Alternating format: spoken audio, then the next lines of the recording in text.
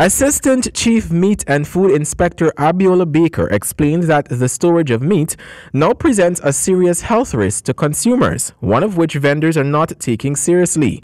During a press conference on Tuesday, Baker expounded that impromptu inspections have unearthed that the correct storage temperature of meat is not being followed, while stating that on an average, most butchers and meat retailers follow the appropriate guidelines set by the department. There are some who disregard the consequences of their actions. It is prohibited. Earlier, we've had persons bringing meat and selling it out of any cold storage at all, or even bringing it frozen. But because we have spoken to many of them, we've had them freeze the meat overnight, have it frozen. If they kill the birds and so, they freeze it and then they bring it, and we advise them that it should be sold out within a specific time.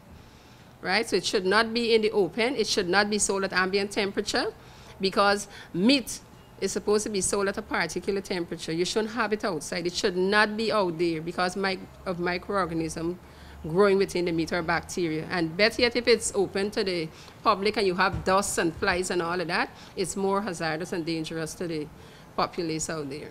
But despite these glaring facts, few consumers complain about poor storage of meat. According to the Assistant Chief Inspector, this could be because of the lack of knowledge. You get complaints from consumers as it pertains to, okay, they went to a stall in the market and the meat had a stench. You get those complaints from consumers? For the longest while, we haven't received any complaints. We've just been going out there and doing our work. We haven't been receiving any complaints in terms of meat. No complaints at all. In the case of those uncompliant meat vendors, Baker said that the council on several occasions had to take strong actions to ensure the health of the public. Because we depend on the public, as I said earlier, to assist us in being our eyes and ears if persons realize that they go to purchase meat and meat is not being sold properly, or it's in the open and flies are, on the meat and so on.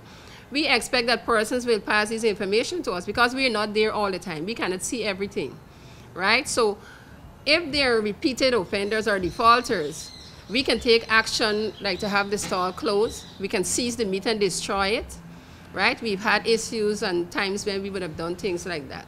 Javon Vickery, HGP Nightly News.